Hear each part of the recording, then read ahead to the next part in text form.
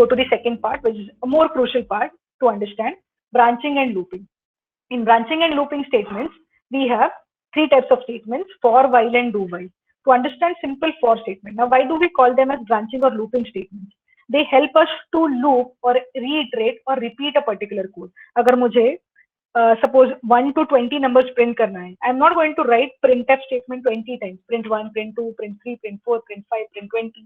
Likewise, मुझे अगर मेरे क्लास के सारे स्टूडेंट्स का डेटा या रोल नंबर या उनके मार्क्स प्रिंट करने, I might not keep on writing so many printf statements. What I can do is I can just write one print statement and I can put it in a loop or a branch which will keep on executing again and again repeatedly. So to understand this, let's try to understand a simple for loop. A simple for loop syntax talks about initialization, condition, increment or decrement. Okay, so when all these three things are executing simultaneously or working together, the statements which are written inside for loop will get executed. To understand this, how for loop works, basically, the initialization statement is executed. To understand this, let's quickly come to this particular syntax. I've taken an example here where I'm supposed to print 10 numbers.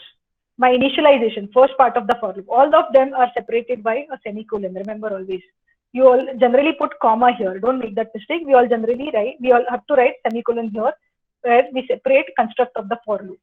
This part is called as initialization. This part is called as condition. This part is called as increment or decrement. So I is equal to 1, I less than equal to 10, I plus plus. ये काम कैसे करता है? इसको numbering किया है, देखो.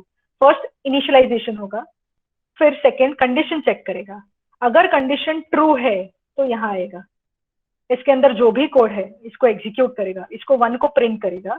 Okay, from this step 3 number यहाँ पे इंक्रीमेंट करेगा आई को. अब आई का वैल्यू 1 था, अब आई का वैल्यू बन गया 2.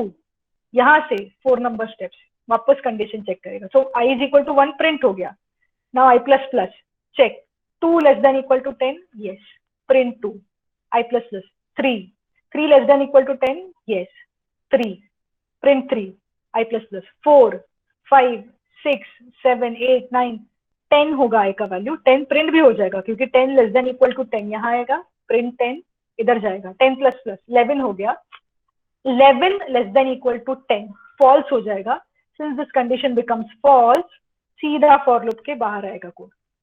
So I hope this working was understood. Or for the same working has been written here in words. If you do not understand in words, you can quickly come here, understand this and follow the numbers only 1, 2, 3, 4. So automatically तुम लोगों को समझ में आएगा. Now this 2 is different. इसके बाद ये 2 क्यों लिखा है? क्योंकि in case the condition is false, there itself it will exit. तो इसलिए 2 बार 2 लिखा है. ये 2 true वाला का 2 है और ये false वाले का 2 है. So don't get confused between the same numbering here. Okay, this was about a simple for loop. Now just quickly just see an example. मैंने ऑलरेडी जो तुम लोगों को एग्जाम्पल बताया सेम मैंने यहाँ पे लिखा है, बस उसमें मैंने एक थोड़ा सा चेंज कर दिया. मैंने वो सारे नंबर्स का सम फाइंड आउट किया है इसमें. How we can do that? अगर मुझे सिर्फ नंबर्स प्रिंट करने होते तो मुझे यहाँ पे सिंपली प्रिंट लिखना पड़ता उस नंबर को प्रिंट करने के लिए. बट अभी मुझे सारे नंबर्स के, लेट्स से मुझे फर्स्ट 5 नेचुरल नंबर्स के सम फाइंड करने हैं. तो फर्स्ट 5 नेचुरल नंबर्स कौन से हैं? 1, 2, 3, 4, 5. 1 + 2 + 3 + 4 + 5. इनका सम 15 आता है. तो let's check how this for loop is going to work. Your sum variable is initialized to 0. I is the iteration variable. Most of the programming textbooks or references, you will always find I and J as the for loop variables, or K in some extent, X or Y. These are commonly used variables for loop के लिए. And then what happens here? Now, in some places, you can also write this as plus equal to I. This I was talking about arithmetic assignment operator. One of them is arithmetic operator, one of them is assignment operator. तो ये statement evaluate कैसे होता है? Sum plus is equal to I is nothing but sum is equal to sum plus I. तो initially sum 0 है, सबसे पहले 1 आएगा नंबर, 1 + 0 1. जैसे जैसे नेक्स्ट नंबर आते जाएगा वो 1 by 1 सम में ऐड होता जाएगा. तो 1 + 2 + 3 + 4 + 5. तो जब I plus plus 6 हो जाएगा, 6 लेस देन इक्वल टू 5, क्योंकि मैंने अज्यूम किया है 5 first natural number, 6 less than equal to 5 will be false. Sum जितना कैलकुलेटेड होगा वो एग्जीक्यूट हो जाएगा. Let's say first 5 natural numbers का सम मुझे चाहिए which is 15. Okay, I hope this is again understood. Ignore these lines, these are given by the IDE, that Genie software, so you can ignore those lines. Okay, so if you want to see result iteration by iteration, you can print the result here. Okay, I put a little space, so all the values of sum you can see here, which are calculated in every iteration. You will see here. So सारे iterations की value क्या है, पहले तो 1 आएगा. Previously initialisation में सम का value 0 था, तो 1 जब 0 के साथ ऐड होता है 1, तो पहले फॉर लूप में 1. देन नेक्स्ट नंबर आएगा 2, 2 को 1 के साथ ऐड करोगे तो रिजल्ट 3. नेक्स्ट नंबर आएगा 3, 3 को 3 के साथ ऐड करोगे तो 6. देन नेक्स्ट आई का वैल्यू आएगा 4, 6 + 4 10. नेक्स्ट आई का वैल्यू आएगा 5. ऐसे ये इटरेशन है उसका, और सम का वैल्यू है. अगर तुम यहाँ पे आई का वैल्यू प्रिंट करते हो तो तुम्हें आई का वैल्यू दिखाई देगा. Likewise, you can check your output anytime in your program, anywhere in your program. Okay, look, quickly go to nested for loop now. In nested for loop, since we already know the meaning of nested, nested का मतलब होता है एक for loop के अंदर दूसरा for loop लिखना. So we have outer for loop, we have inner for loop. To understand, ये थोड़ा सा complicated है क्योंकि सारे pattern programs, matrix के programs are all based on your nested for loop. इसमें सिर्फ एक बात याद रखो, outer for loop के हर एक iteration के लिए इनर फॉर लूप के सारे इटरेशंस एग्जीक्यूट होते हैं. What did I just say? Outer for loop के एक इटरेशन के लिए i = 1 के लिए इनर फॉर लूप के सारे इटरेशंस वर्क होते हैं. For example this, okay, this is my outer for loop, this is my inner for loop.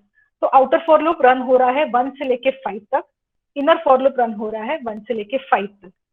So total number of iterations outer for loop के कितने होंगे? 5, क्योंकि हर एक फॉर लूप के इटरेशंस के लिए इनर फॉर लूप कितनी बार अलग से एग्जीक्यूट होगा? 5 बार.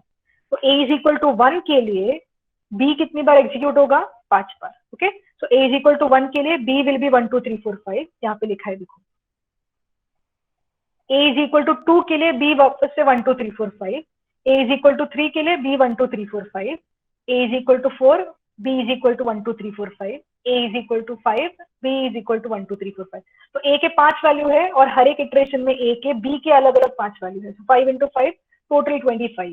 So outer for loop will only have 5 iterations.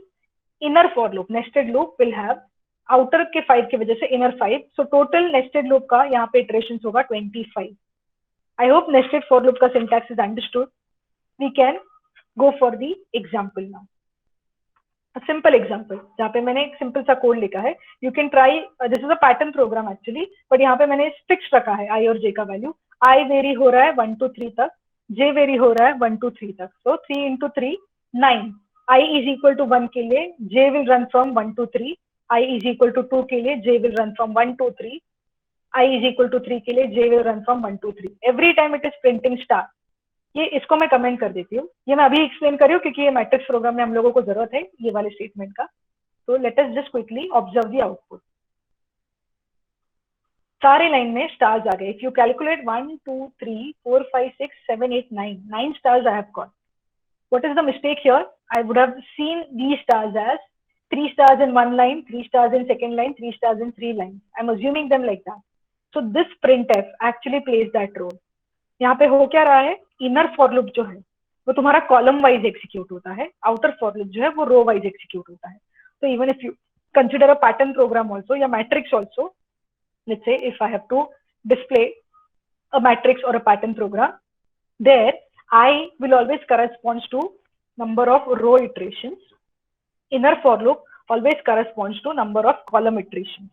Okay, तो जब एक रो के लिए सारे कॉलम्स एग्जीक्यूट हो जाएंगे, for example I just write it here so that you will understand it better.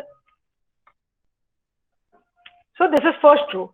एक रो के लिए 3 कॉलम्स है, तो ये 3 एक रो के मतलब I = 1 के लिए J = 1, J = 2, J = 3 एग्जीक्यूट हो जाएगा. उसके बाद मुझे रो चेंज करना है. मतलब I के एक इटरेशन के लिए जब J का पूरा इटरेशन खत्म हो जाता है उसके बाद मुझे रो चेंज करना है. Hence I will put \n here so that before going to the next value of I, my row is changed. So I = 1 के लिए J का इटरेशन हो गया. Before going to the next value of I, मुझे रो change करना है. तो यहाँ पे मैंने रो चेंज किया. I have put enter. अब I का नेक्स्ट इटरेशन I = 2 के लिए वापस से J क्या होगा? J = 1. I can keep this in vicinity so तुम लोगों को समझ में आएगा.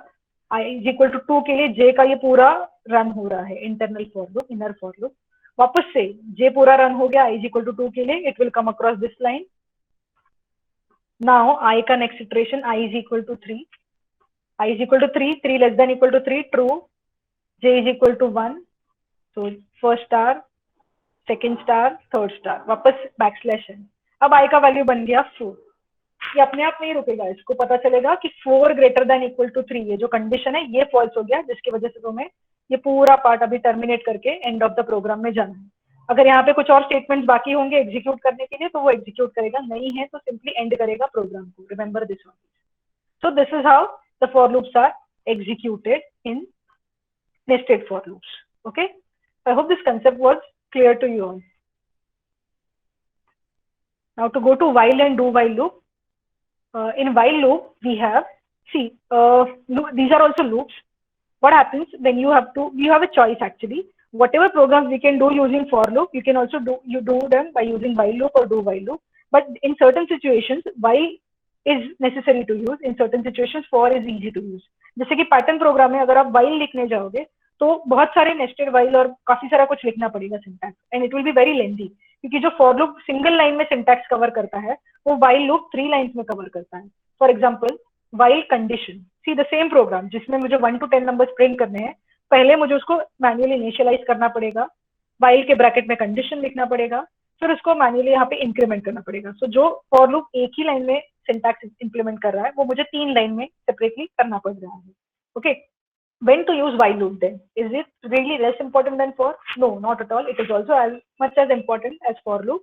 While loop generally उन situations में काम आता है, उन programs में काम आता है जहाँ पे तुम लोगों को increment और number of iterations के बारे में assurance नहीं है. In that case, you can always write conditions based on which तुम्हारे iterations perform होंगे. तुम्हें पता नहीं है कहाँ रुकना है, and then after a particular condition becomes false, तुम्हारे iterations stop हो जाएंगे. फॉर एग्जाम्पल तुम्हारा आर्मस्ट्रॉन्ग का प्रोग्राम है, रिवर्स ऑफ अ नंबर का प्रोग्राम है, जहाँ पे तुम डिजिट्स पे परफॉर्म करते जाते हो operation. Okay, those programs you can visit and see कि जब तुम्हारा वाइल का इटरेशंस खत्म होता है तब तुम्हारा वो कोड एंड हो जाता है. Okay, so wherever we only need condition more than initialization and increment, we generally go for while. While is also called as entry control do, because once you are entering in while loop, the condition is checked here itself. Do while loop is called as exit control. मतलब जब इसमें से exit हो रहे हो तभी condition check होता है. डिफरेंस क्या है?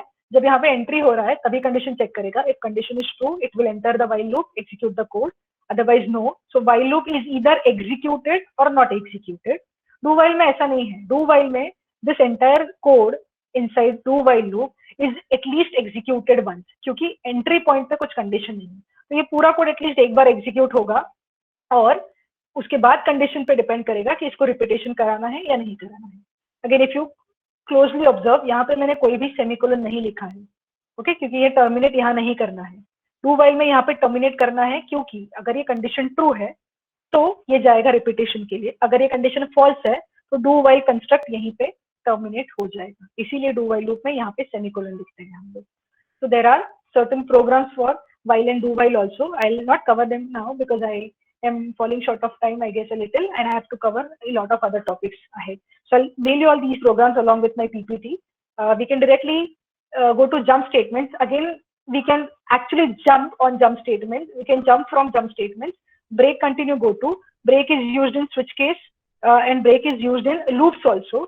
Generally, loop को अगर break करना है तो break statement काम आता है. Break का syntax है break followed by a semicolon. So in exiting from loop, exiting from switch case, a break statement can be used. In continue, generally find the output type of questions आते थे first year में, but since I think this batch has not given their exam, I can quickly explain this. Continue statement skips the current iteration and goes to the next iteration. इसका मतलब क्या है? जब तुम लोग कोई एक for loop लिख रहे हो, let's say 1 से लेके 8 तक ये j के values होंगे. If j is equal to 4, I have written continue statement. मतलब continue word के नीचे जाएगा ही नहीं, वो ये लाइन के नीचे जाएगा नहीं, सीधा यहाँ से नेक्स्ट इटरेशन के लिए जाएगा. तो j is equal to 1 2 3 तो प्रिंट हो जाएंगे, बट 4 के लिए मैंने कंटिन्यू लिख दिया तो 4 प्रिंट नहीं होगा क्योंकि प्रिंट कंटिन्यू के बाद वाला लाइन है. तो यहीं से next iteration j is equal to 5 6 7 8 print हो जाएगा. आई hope this is understood. Continue will skip the current iteration. Skip मतलब इसके नीचे जो कोड लिखा है वो स्किप हो जाएगा. It will jump to the next iteration of the statement of the for loop. And then we have go to statement also. Go to is not much used, so I'm not covering go to statement. You can straight away jump on functions.